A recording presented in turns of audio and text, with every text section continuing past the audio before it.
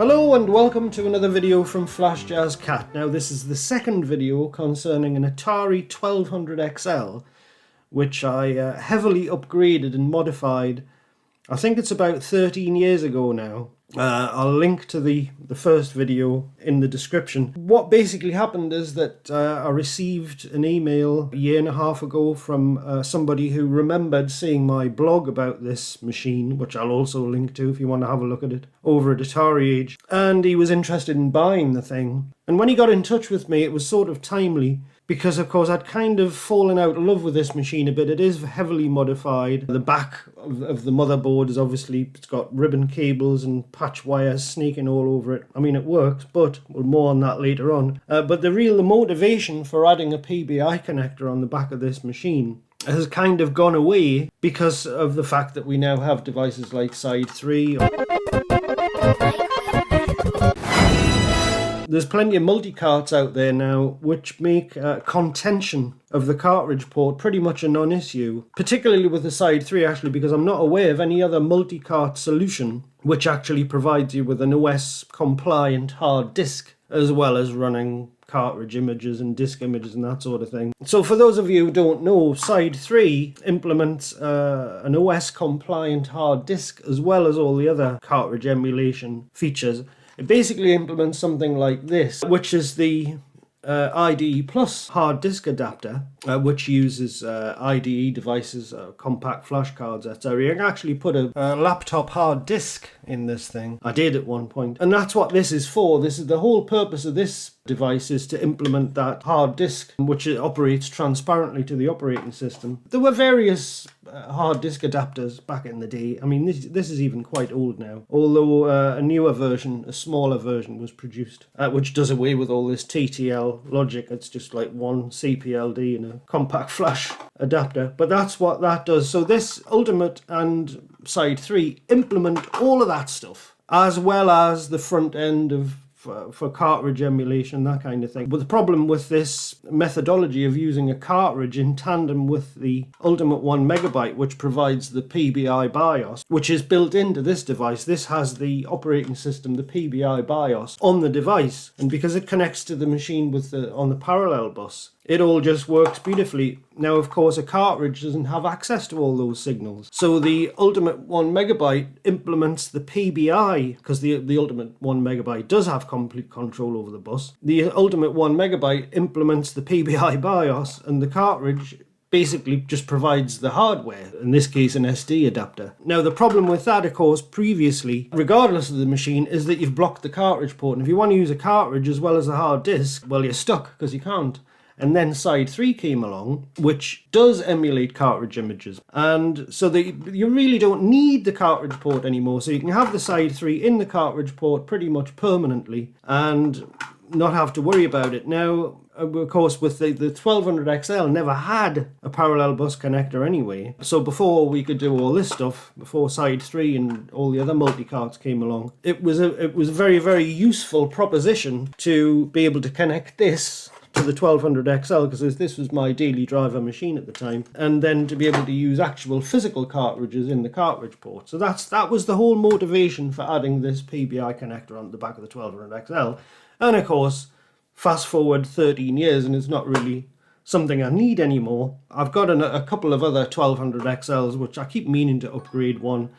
More in the manner to which I do custom machines now, with an Ultimate in and a Side 3 and VBXE or whatever. A much more civilized upgrade path. So that's why this machine became basically surplus to requirements. I'll just detach the keyboard for a little while. So if we have a closer look at the motherboard, because things have changed a little bit, I'll try and step through what has actually happened here. But first, a word from our sponsor. I didn't get where I am today by not visiting PCBWay.com. If you're like me and potentially looking at an unexpected career change and you're considering trying your hand at printed circuit board design, you could do a lot worse than avail yourself of the services offered by PCBWay. With 10 years experience in the PCB prototyping and manufacturing industry, PCBWay have got you covered whether you need PCBs, assembly services, 3D printing or CNC machining. So why not pop down to PCBWay.com today and claim your new customer discount using the link in the description below. Originally, when I first modified this board, obviously I put the PBI connector on it, and of course, as I mentioned, the wiring. Here's the back of the board. It's also got the wiring for the VBXE connector here, and I completely bypassed the original 9-volt AC supply, and it had a rectifier and all the regulators and everything here. That's all gone. The big heatsink's gone. And the reason I removed the heatsink was to basically make plenty of space for this. If I did this again, I don't think I would use the Centronics connector. I think I would try and figure out something standard, because of course this mandates the use of this cable, a custom cable. I installed a VBXE, I installed a stereo board, I installed an Ultimate 1 megabyte. I converted the thing to PAL using, as I think I mentioned in the last video, I think at the time it was one of DropCheck's GTIA PAL adapter boards, which is necessary to generate the proper legacy video output. This wasn't here at the time. I had modified, I'd done Bob Woolley's clear pick modification on the board, I think, which, funnily enough, when the machine was configured for PAL, that actually looked pretty good. The S-video and even the composite looked pretty good. Not the case when I reverted it back to NTSC for some reason. And the last thing I installed in this machine, kind of for the aforementioned reason, now coming back to what I said about the PBI bus, once I'd got the external PBI bus working, and this worked, I thought, well, why don't we go one step further? I had the predecessor to the IDE Plus, which is the KMKGZ IDEA interface. There was a couple of revisions of this. There was one earlier one which actually looked more like this one because it had the ECI connector on the board. This, I think, is the one that came after it. This is 2005, so it's a Pasu design. I can't remember who SSG is, but I know that Draco30 wrote the firmware for this board. I think I bought this from another community member way back in 2010 or something, because I had nothing else. What I thought would be fun to do, of course, so that we didn't have to have this hanging off the back of the machine all the time, because it's never had a case or anything like that, is to mount this internally in the machine, like so, which I did, and I mounted it on standoffs there. You see it in the previous video because it was actually still here, and that required doubling up the wires from the back of this connector. I ran a second ribbon cable off this, and that plugged into here, and the board went there like so, and we had a compact flash card in there like so, which would be permanently mounted in the machine, and it all worked absolutely fine. It was a little bit of a struggle, but back in those days, of course, because we didn't have side 3, I was using side 2 here, and I could actually copy data from the partitions hosted on the side 2 cartridge using the Ultimate 1 megabyte PBI BIOS back and forth to partitions hosted on the compact flash card on the IDEA. It took a little bit of fiddling because this thing wasn't the most stable of devices. I mean, you know, what is? I did eventually manage to, by changing the 74 LS08 chip for something else, and I fiddled about with, because Bob, I'm actually using what Bob Woolley spec'd up for the external select signal here, which is a 74HC08. But I fiddled about with that, and I changed, swapped CPUs and all sorts of stuff, and I finally got it to work well enough that I could copy data reliably between the two devices, and that was great. So that was as far as I went with it, basically, and I used to use this machine. This was the machine I tried installing repeaters in when I first got it. That didn't go too well, but never mind. So anyway, for the past 6 years or so, the machine just basically languished in the cupboard. The work I did trying to get repeaters to work what I considered stably in this machine, I fiddled about with the timing on the buffer chips here, and I was never able to get it quite back to the way it used to be. So when the gentleman who wants to buy this machine got in touch last year or so, or maybe even earlier, I was absolutely perfectly happy to let the thing go. The price he offered was, I thought, very reasonable, very generous. Of course, what I forgot was the thing would be an absolute nightmare to get into a working state, and I wanted to sell it to him, and he was happy to purchase it in the condition it was in at the end of the blog series, i.e. with this mounted in it, with the PBI bus working, and he also wanted the thing to be not only to work with all this stuff, but to be stabilised for reliable operation with side 3.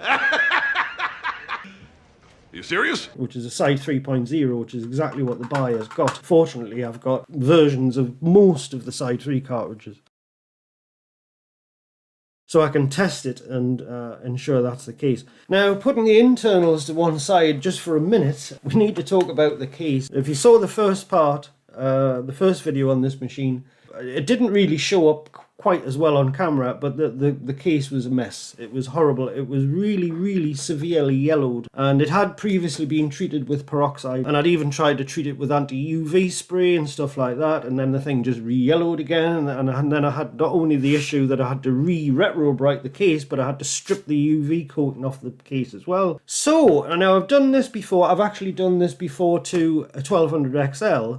I decided to paint it. I offered to paint the thing, spray paint the thing. And I've got a perfect colour match, which is Painter's Touch Heirloom White, which I'll also flash up on the screen. If you want to paint the brown parts of the XL computer, you can also get, I think it's espresso or cappuccino. I'll flash that up on the screen as well. 2 perfect colours in satin finish for the XL line of machine. So that's what I said I was going to do to it. Now, bearing in mind I'd done this before with a 1200 XL that came in from Italy about 2 or 3 years ago, and I retro-brighted that case because that one was terribly yellow, but it was so bad that it started to go yellow again before I'd even shipped it back to the client. And I don't think it's showing on the video. It might be showing at the end of the video, that one. So I did a paint job on it using exactly that colour, Painter's Touch Heirloom White, and it looked absolutely great at the end of it. So I thought I'd just do the same thing with this case, no problem at all. We'll just paint this one, but of course we've moved into a new house now, and I didn't want to get spray paint all over the place. I didn't care about the other place. It was a rental place. It was a shithole. The landlords never fixed anything. They didn't care about the property, so why should I? Of course, we own this house now, and I don't want to make a mess of it. So the first issue was where was I going to do the painting? And it was especially complicated because even the inside of the case looked terrible. It was so bad I thought that even the inside looked unpresentable, and I wanted to paint it both inside and out.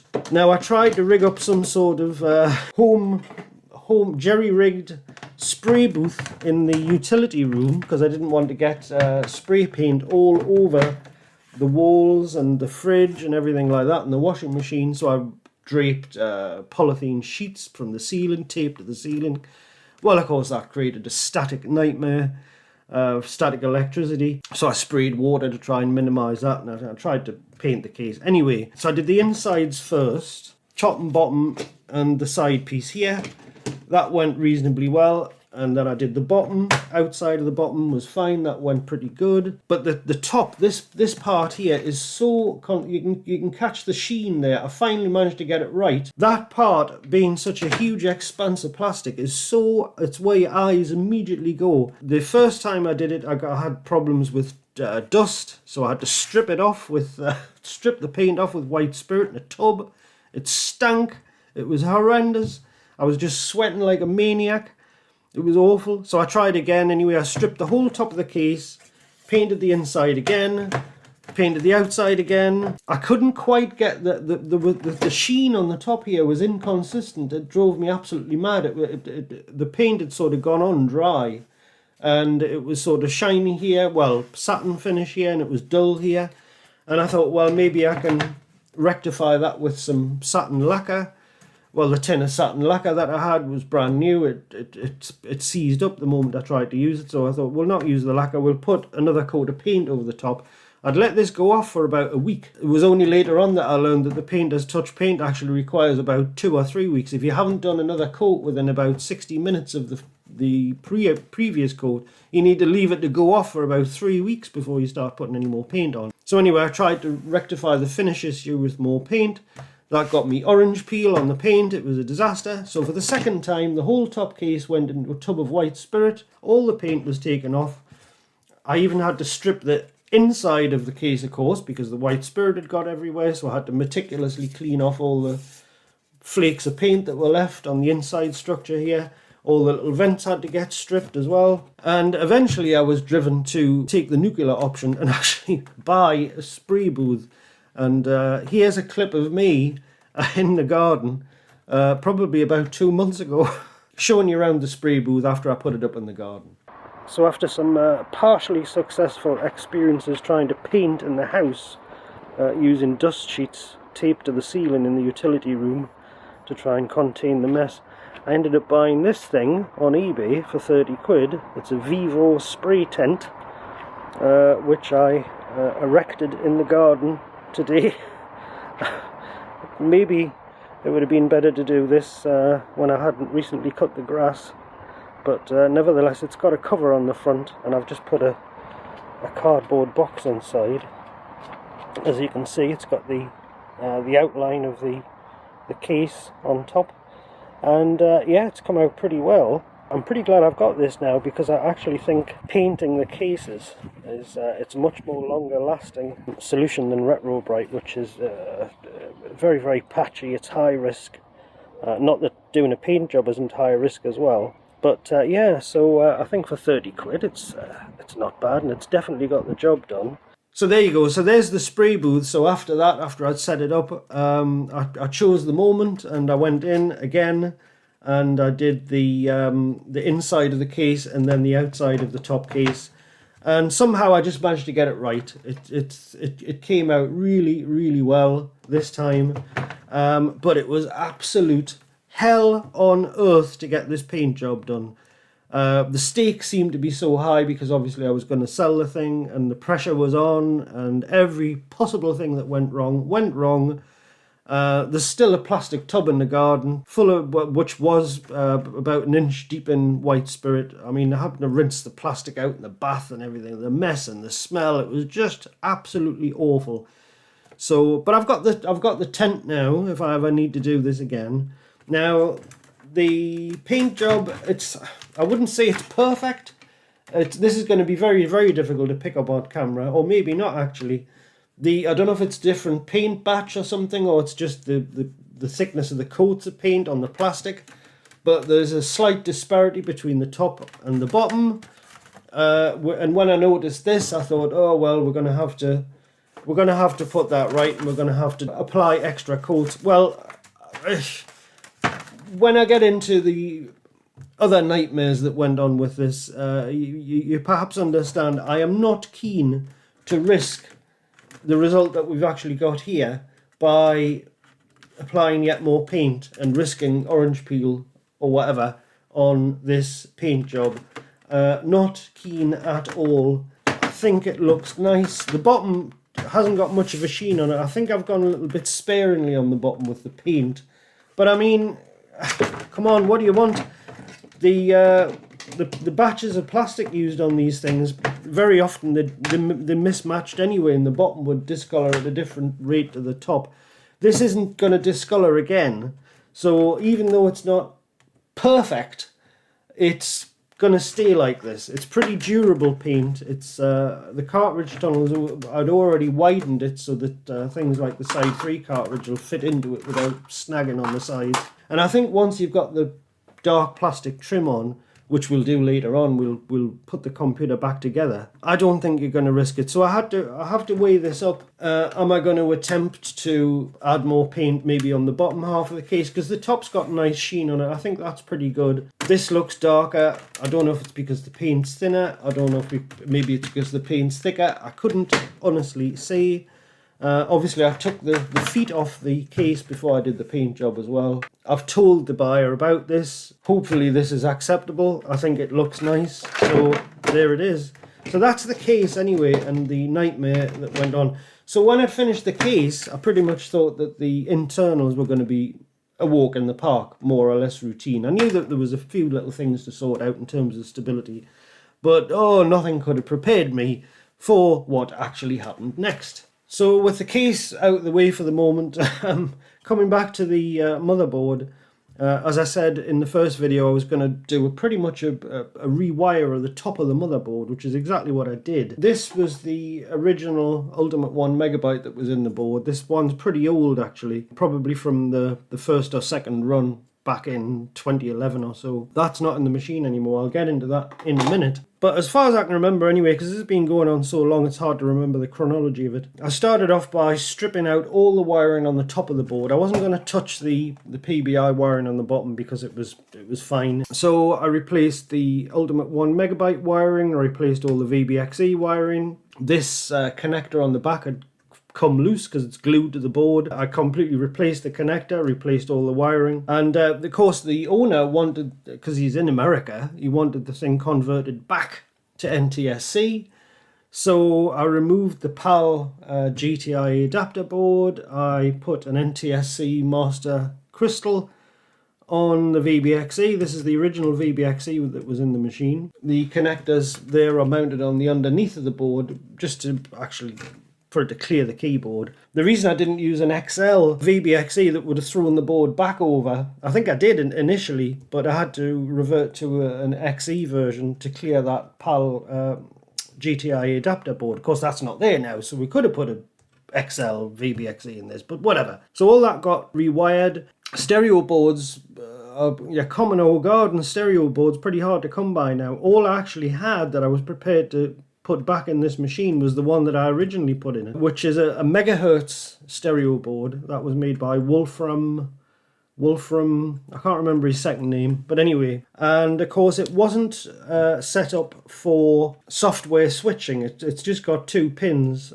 for a hard switch. Now you'll see there's a U switch, which is a digital to analog switch converter, which is attached to this Wolfram megahertz stereo board now. And they don't make them anymore. So Litharic used to sell these things they were really cheap and they were very, very handy, and he discontinued them for some reason.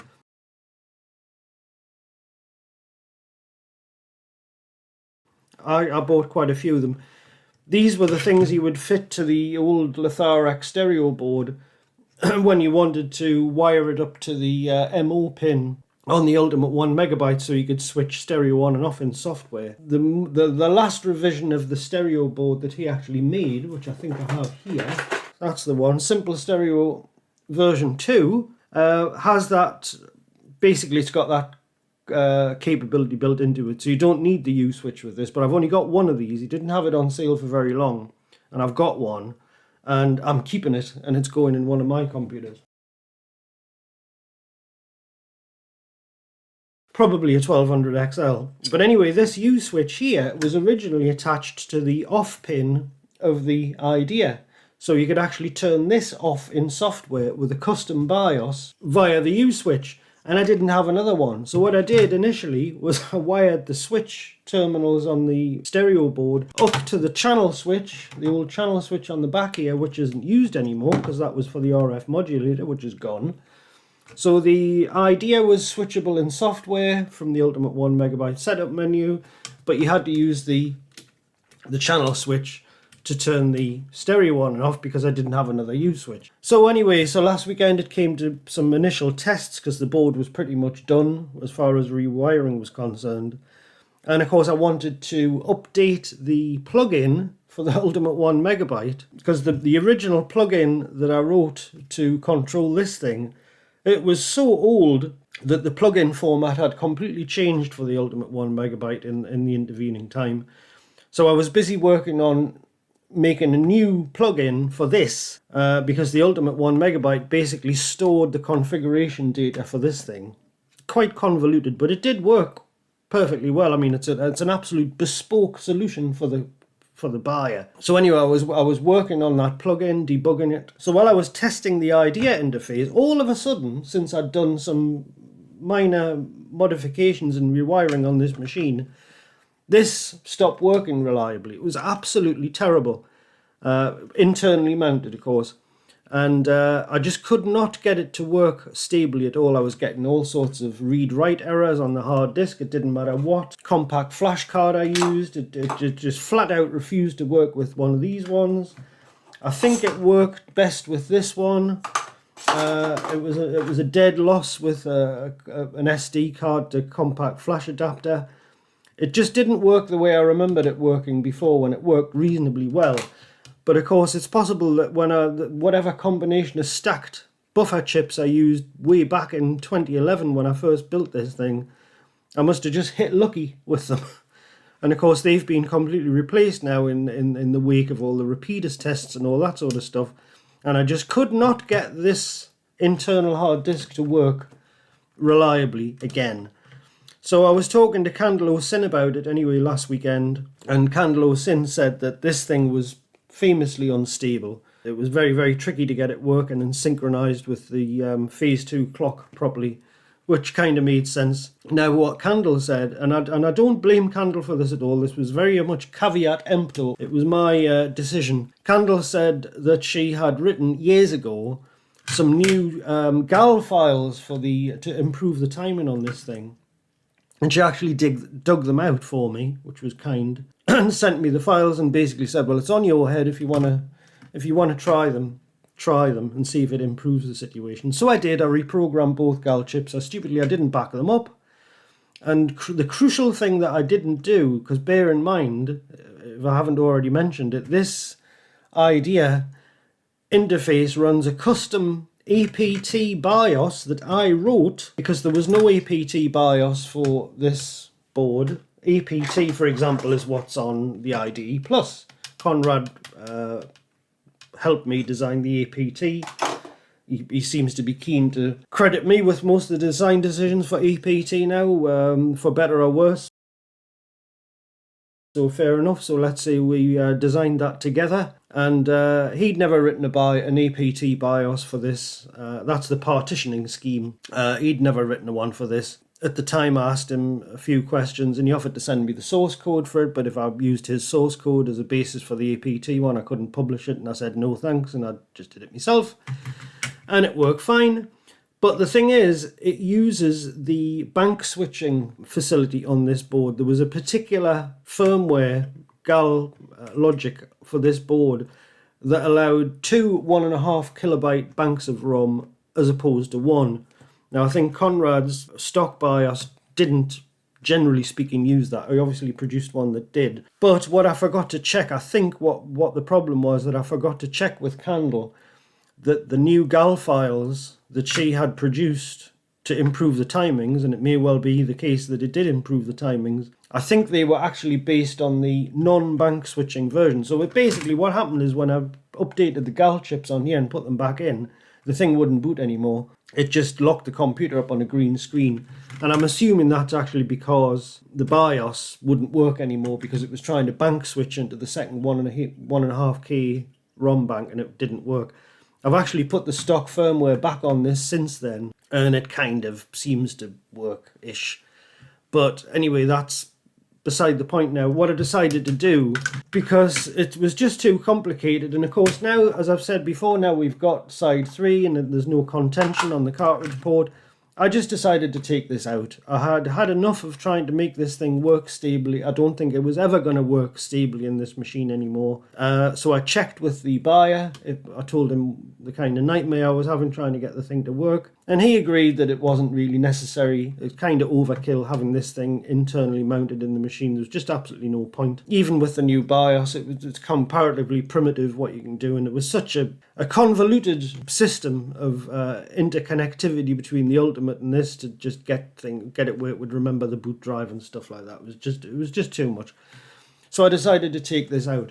Now, when I decided to take that out, of course, what I also wanted to do was remove the secondary PBI ribbon cable that went to that device. So I desoldered the doubled up wires on the back of this connector, removed the cable, and while I was doing that, I thought, well, obviously some of the primary connections are starting to come off, so I thought I'll rewire the whole thing.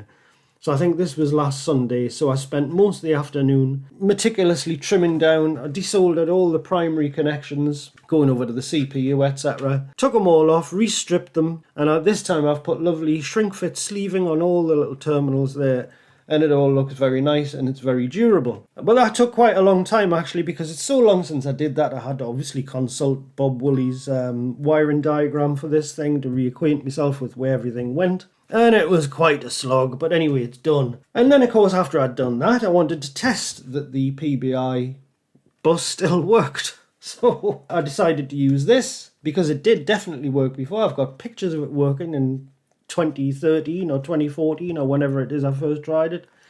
I plugged this into the back of the machine, and it just didn't work at all. And when I went into as far as it would get actually, because you get into the IDE Plus setup menu you hold down the start key and you press reset. It would get to that point, but it would just hang on a blank green screen. So it was trying to set the menu up, but it was failing after that point, and I couldn't figure out why. And I wondered if it might be something to do with the timings on obviously the phase 2 clock, and possibly the external select circuit, which is accomplished via this piggyback chip on top of U17 here. You can have a look at Bob's instructions. Absolutely invaluable, and there's a couple of corrections on there as well, which I had already incorporated into this particular implementation. But anyway, this wouldn't work. So sort of Sunday night, I'm feeling pretty down at heel, because not only have I had to take this internal hard disk out of the computer, which I thought actually might result in me having to drop the sale price, but the buyer is absolutely marvellous. I think he understands the sheer number of hours I've put into this thing, and he's been very, very good about it. He's not wanting to knock money off, thank God. But so the end of play on Sunday, this didn't work. Candle's been very, very kind. I don't want to take up too much of her time, but I chatted on WhatsApp a little bit more about this. Candle was pretty convinced that it was something to do with the external select circuit. As to why I even tried the turbo freezer. I haven't got many PBI devices apart from these, really. I've got the IDE Plus, I've got the IDEA, which is kind of out the picture now, and it's very hard to use this in its stock form as a means of really stress testing a PBI connection, because it's got no setup menu, and I know that the hard disk was hard to get working stably anyway, so it wasn't the best one. This is the one I really wanted to get working. Days went on. I at least got the U-switch software switch into the stereo board to work, so I was pleased about that. Everything else worked pretty much. Even side 3 was working. Now, regarding side 3, which is always going to be a bit of a wild card addition to any system, when this was still connected to the bus, the only side 3 cartridge that really worked was actually side 3.1, and you'll recognize one of those because it's got a black PCB and it's got the squared off font on the case, and that had JED 1.3 on it. I tried 4 different revisions of side 3, and that was the only one that it seemed to work well in this machine when this was actually permanently connected to the bus, whether it was turned on or not. Now, with this gone, everything changed. The removing all that ribbon cable completely changed the characteristics of the bus, apparently, and the side 3.1 started to create what we call birdies on the screen. Now, birdies, it was quite a common thing, and I'd actually observed it when using this thing in the past, are anti-DMA corruption. So you'll see little white flecks randomly just littering the screen. Very distracting. And that's Antic not fetching the data properly to the display. So I started to get that with the side 3.1. Side 3.2, I wasn't even going to go there. The customer doesn't have that. So having removed the idea, the best bet for side 3 wasn't working properly anymore. I was having all this bus corruption on the screen, and the IDE Plus didn't work anymore. So I was absolutely at the end of my tether. Now, while I was talking to Candle was saying, well, what's in the machine? And I said, well, it's got a VBXE, it's got an Ultimate 1 megabyte.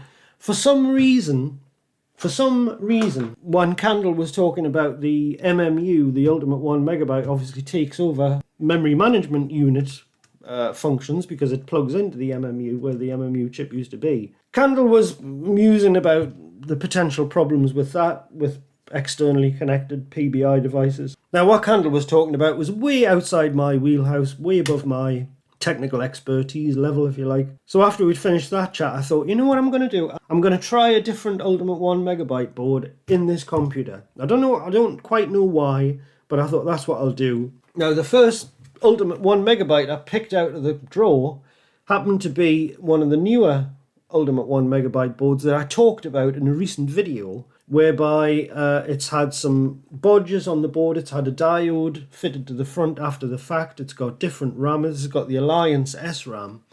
And these are the revisions of the Ultimate 1 megabyte board, which it was conceivable that there might be a problem with them. I couldn't reproduce any problem with them, with the ones I tested, but it was entertained that there might be a problem because of the new RAM, and that's why a diode was fitted to the front of the board. It's had various other slight routing revisions and stuff like that on it anyway.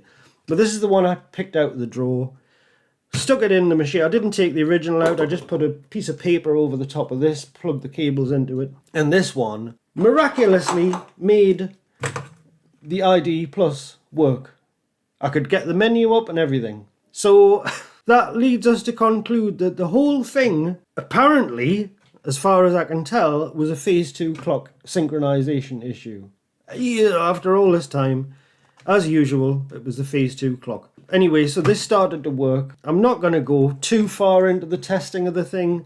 All I wanted to prove is that I'd rewired this correctly and the PBI devices could conceivably work on this system. And they do, because I can get into the menu on the IDE Plus. That all works fine. So PBI connector, all good. And at that point, I think at the end of the evening, I just said, right, that's it for today. I'm going to come back to it the next day and I'm going to try the next thing, which is side 3. So basically the whole thing at this point rested on whether side 3 in this newly working setup was going to work.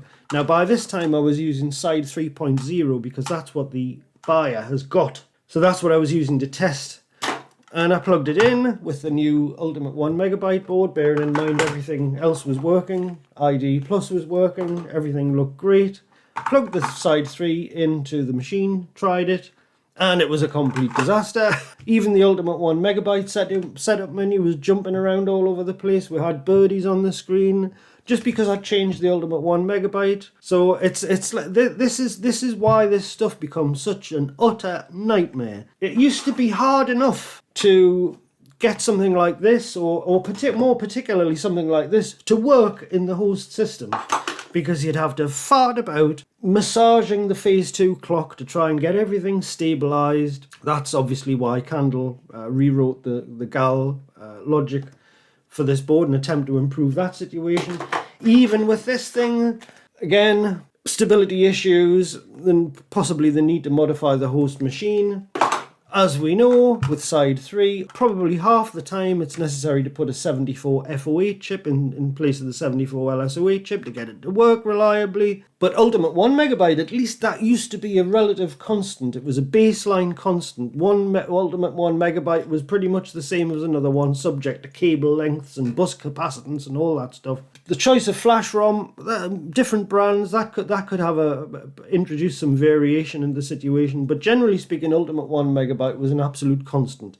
Now, of course, since they changed the SRAM on the board and there's some rerouting going on the PCB here, diode on the board, cut traces, what have you. As we can see, changing out the old Ultimate 1MB and putting the new one in completely changes the characteristics of the machine yet again, allowing this to start to work, but in so doing breaking the side 3 cartridge. And I was completely out of ideas at this point. I had no more ammunition in my little arsenal of tricks. We've already got 74 FO8 on the board underneath the HC08 chip that's producing the external select signal. The internal hard disk's gone. We've got a nice new Ultimate 1MB in the board here. There's a fairly minimal amount of stuff on the board now, and yet the side 3 model that the customer, the buyer, is going to use and wants to use in this machine when he gets it back to use it as his regular daily Atari doesn't work. And I was completely out of ideas. But one little spark of an idea led me to go into the loader on this, bearing in mind it was all unstable on the screen and it was hell on earth, and check the JED revision. Now, side 3.1, when it was released in 2020, shipped with JED 1.1. Actually, it had no version information on it whatsoever at the time. I had to ask for that later on. But we can retroactively intuit JED 1.1, and I checked the version of the JED on this side 3.0 cartridge, mine. And at some point, I've obviously upgraded the JED to 1.3. Now, if you've watched the side 3 video that I made a couple of weeks ago, you'll know that JED 1.1 and JED 1.3 for the lattice CPLDs on the side 3 are, generally speaking, pretty stable, subject to having to change this buffer chip on the motherboard sometimes. I couldn't really pick which was the most stable out of the two. I think version 1.3 was intended to bring some stability fixes over and above JED 1.1, but JED 1.3 was necessary anyway because the amount of RAM on the cartridge went up. Candle had no choice but to produce an updated JED for side 3.1. I think it fixed one or two small cartridge emulation issues as well. So that was JED 1.3, and I'd obviously put it on this board. But that made my cartridge inconsistent with the buyer's cartridge, because the buyer's going to have JED 1.1 on his cartridge because he's never updated it since he bought it. Hopefully.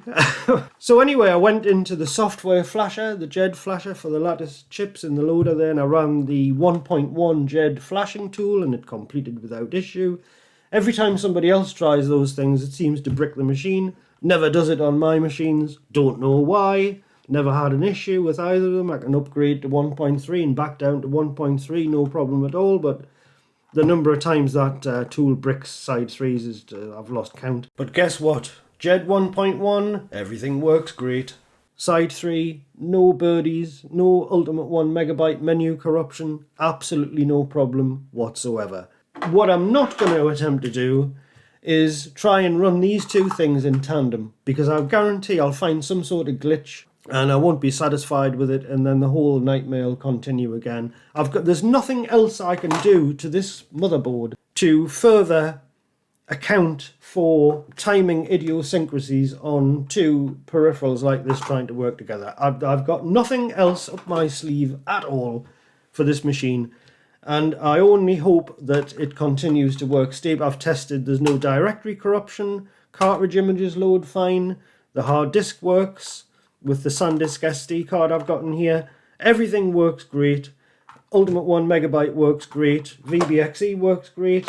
If I take the side 3 out of the computer and I plug the IDE Plus into the PBI connector at the back, that appears to work, but it's not a priority. I'm not going to go to the far end of a fart trying to test if we get hard disk corruption on the compact flash card. Don't care. This is something of a one-off. It's a bit of a curiosity. I think the buyer's got a black box. Now the black box doesn't follow PBI protocols to the letter as far as I know.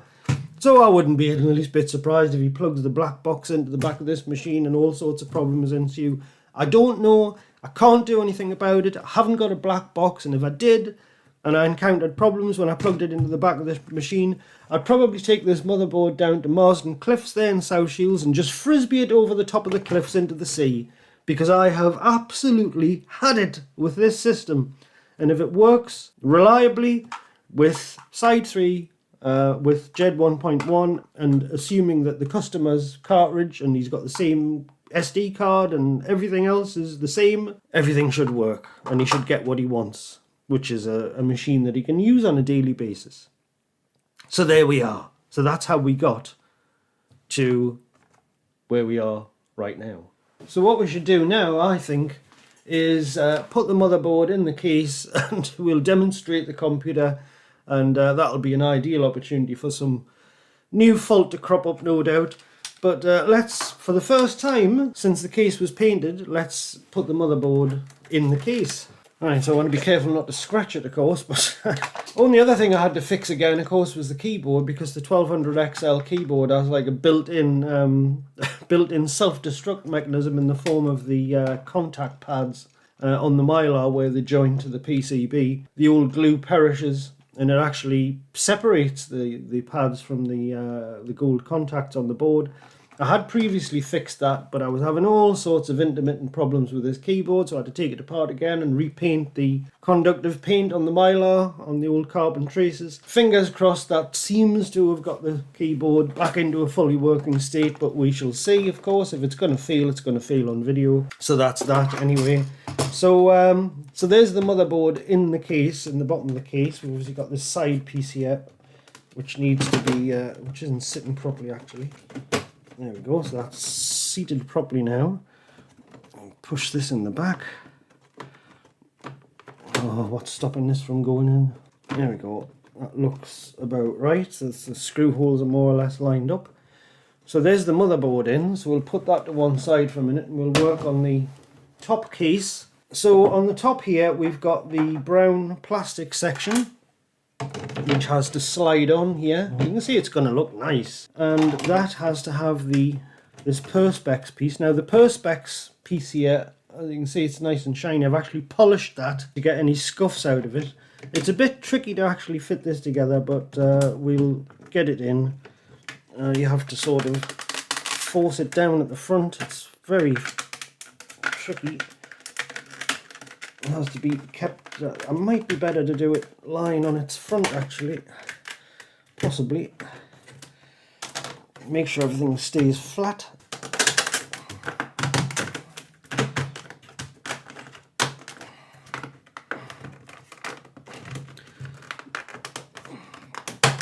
There we go, I think that's gone in.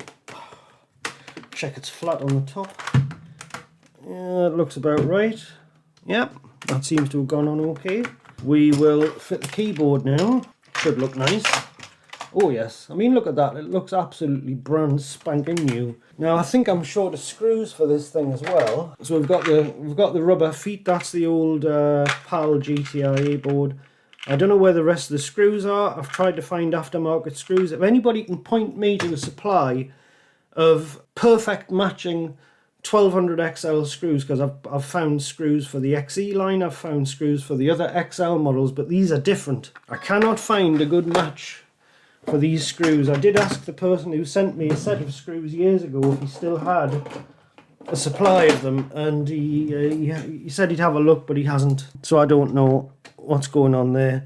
But anyway, we'll use these screws to put the keyboard in, just at least for now, so that we can use it. And I'm going to have to source screws for to keep the motherboard in the case and to actually fasten the two halves of the case together. So there's still more to do. Flip it over. So there's the top case, and I don't think anybody's going to have a serious complaint with that. I think that looks pretty nice. If you've got a 1200 XL that look like that, I don't think you're going to be complaining too much. Now we've also got the little LED daughter board to put in here. Now this has been rewired because it was at one point one of the LEDs when it was a hard disk activity light, but of course the hard disk is gone now, so I don't think that one will light up at all. But I'm just going to pop that in there, and that is our top case done. So we mate this up with the bottom case. Oh, it's got to get a bit heavy now.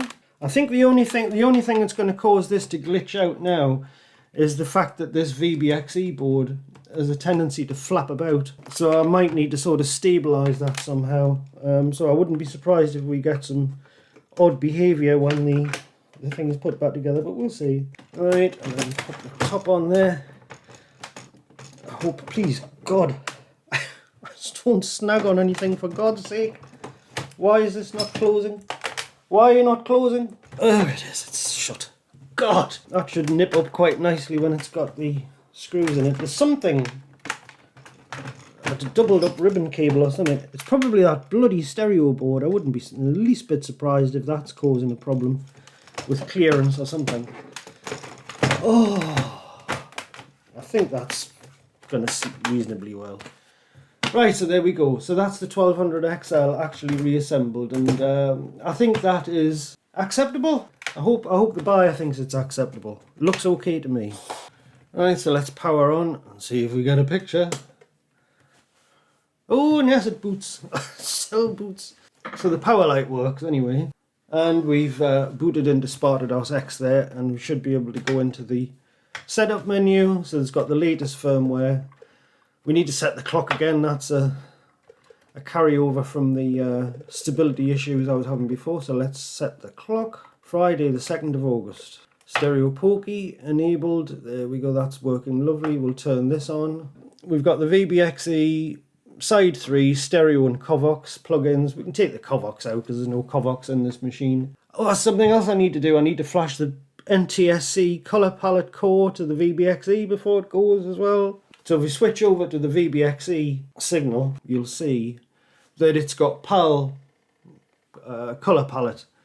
Now I did implement a soft loaded NTSC color palette, but there's no real need for that now. We can just flash the NTSC color palette to the VBXE and that'll fix that issue. But anyway, that's your RGB out. Let's go into basic. Is the keyboard still working? Yes. Oh. Come on, work, you swine.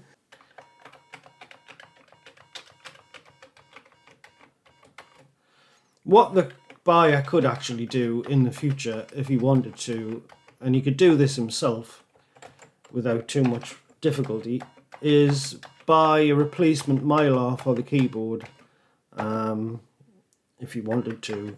But I mean, it's working now. It is working. You have to be a little bit emphatic with a couple of the keys, I would say, but I mean, it verifiably works. So here we are. We've on camera demonstrated the F keys aren't picked up on this one. So the option key, select key, start key, help key takes us back out. So the keyboard, there you go, the keyboard works in its entirety. Let's plug the side 3 cartridge in. Oh, here we go. So there we are. So there's side 3 loader. We got any corruption? Oh god. No, it looks fine. Let's try a cartridge. Ace of Aces, that's always a good one. And that works. Excellent. And let's try a read-write test as well. I'll run an RWCRC on the thing and no doubt find us an issue. Where's RWCRC? RW test. Yes, we'll unmount the cartridge. This could be a bit slow because of the FAT file allocation table search. Because FAT's just an awful file system for 8-bit computers. But that's working okay, so nothing untoward going on here. And if we go back into the Ultimate menu, with JED 1.3 on the side 3 cartridge, this was just a complete nightmare. There was weird characters at the bottom of the screen, just hell on earth. But as you can see, if we go back into the here, we're now on JED version 1.1. As you can see, this is hardware revision 3.0, 2 megabytes of RAM, and it's got a slightly newer version of the loader. It just fixes the Covox bugs that were discovered a few months ago, which are also talked about on video. So that seems to be working reasonably well. What I think we should do is we'll try. The trouble is now that this machine's NTSC again, there's quite a lot of the demos that I would normally be go-to tests for various things just don't work anymore. I don't think this works. See, NTSC not supported. What a shame. So testing the VBXE output, etc., it's a little bit more tricky. Now Yump should pick up the stereo because the stereo is enabled. There we are, stereo detected. That's working well. Obviously I've run Newman demo and all that sort of stuff. Everything's working really nicely. So I'm more than surprised that nothing's gone wrong yet. Here's something that'd be fun. I've had a side 3.2 sent in from the Netherlands for a JED downgrade from JED 2.3 to 1.3. I think we should try it just for shits and giggles. We'll just try it in the 1200 XL. I'm not expecting it to work because this isn't a fair test, this machine. But nevertheless, I want to see what it does. So let's see if we can jump into the loader in this one and see if...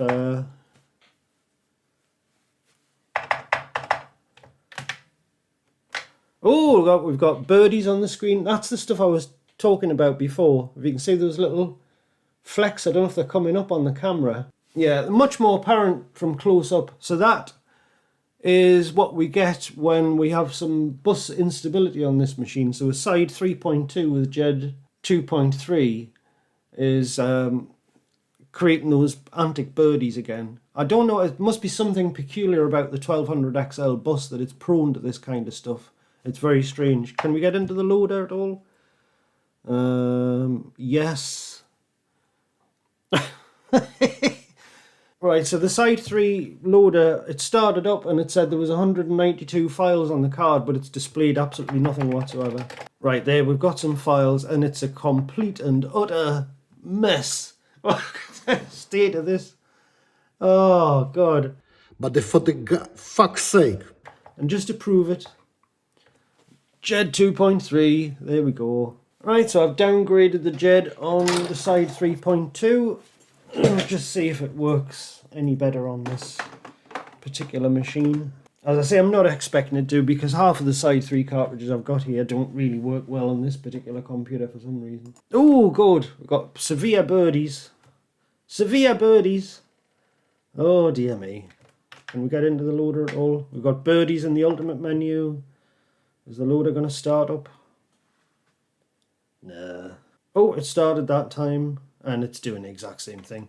So that's actually made really no measurable difference whatsoever in this particular machine. So in that particular sense, with this particular machine, the go-win side 3 just isn't going to work, period. Although, as we've seen, this one here, the very, very earliest revision of side 3, works an absolute treat. Right, so I'm testing the IDE Plus now. I've turned off all the PBI stuff on the... Oh, there we got the IDE Plus clock, and if we press start and reset, we get the menu up. And that is as far as I'm going to go with that. If there's anything else wrong with it, I do not want to know. And just for those of you who haven't seen the back of the computer, there's the PBI connector on the back. Okay, so there it is. One Atari 1200 XL. Works with side 3. Works with side 3.0 anyway. Fingers crossed. This is going to be exactly what the buyer had in mind, and he's going to be completely satisfied. Obviously, I'm going to burn in, test it a bit more. I'm not going to stray too far off the beaten track here. I mean, this has been quite the slog. It's probably 30 or 40 hours of work with the paintwork and the work on the board and the testing and all the changes. It's been absolutely nightmarish, but what with things like this, once you get in so deeply into it, you can't kind of back out again, because if I backed out of this now, there's going to be all that work for absolutely no return whatsoever. So I'm really committed to giving this a final series of tests and being sure that what I ship to the buyer is more than acceptable. You know, something he can actually be proud to own. As I say, it is a nice machine, but I've mentally detached from the thing now to a certain extent. I'm going to be pretty jealous actually of the appearance of this computer, because none of the ones I've got look quite this nice. I think it's a fair deal, and I hope he gets many years of happy use out of this machine. And it's quite the curiosity, as I say. He's got some bragging rights there. He's got the powered PBI bus on the back of the machine. Nice VBXE graphics. He's got stereo. He's got a megabyte of RAM. He's got everything he could need. He can do programming on this. He can play games on it. Yeah, so that's it. That's the end of the journey with this computer. Very much literally. Well, it's got one more journey to make across the Atlantic, and then that's going to be it. So, yeah, so I think actually having put the thing back together, I feel a little bit differently about this machine now. When you see it reassembled and it's all together and it's working, it looks nice. It's been worth it. It's been worth the time invested. Yeah, so I hope you found that one interesting. I want to thank you for watching. Feel free to leave a like. I'd love to hear your comments down below about this machine. If you think I could have done anything differently, or particularly the paint job. I mean, I'm not a professional painter, but I think we've managed to create a pleasing result here. But to be honest, I think it would struggle to tell that it wasn't the natural plastic. So if we go in for a bit of a close-up there, I mean, you're going to be hard-pressed to tell that that's been painted at all, to be quite honest. I want to thank, as always, my generous patrons, without whom the channel would not continue, and that is particularly true nowadays. Of course, since Lethargic in Poland has decided to withdraw all products carrying my firmware, so no more FJC Ultimate 1 megabyte, no more Side 3 period, although he is still selling 50 incognito golds, for which I look forward to receiving in full the firmware commission. But yeah, so firmware no longer generating any money aside from donations and contributions that people see fit to send in. Therefore, the support from Patreon is absolutely key, as well as from the video sponsor as well. They are the only two sources of income now that aren't coming from actual installation work and computer repair work and such like. Software, pretty soon it's going to be generating no money whatsoever, so that's going to reduce my monthly income probably on average by about £200, which isn't great, but I knew it wasn't going to last forever anyway. And we can't just permanently rely on these cash cow income sources. So that's why I tried to diversify as much as I can. And I think I'm going to have to diversify even more going forward. Whether that's going to be focusing more on videos or maybe doing something completely different as well. Maybe I'll start a second channel concerning guitar stuff. I don't know. But times are changing anyway. So for what I do to continue to be viable, we're going to have to make some changes. I don't know what they're going to be yet, and I don't know what direction I'm going to go in, but changes are going to have to be made. So thanks again for watching, and I will see you very soon in another video, actually, because I'm busy planning and shooting another video at the same time as this one, which I'm sure you're going to enjoy. So I will see you in the next video. I'll see you in that video. So bye-bye for now.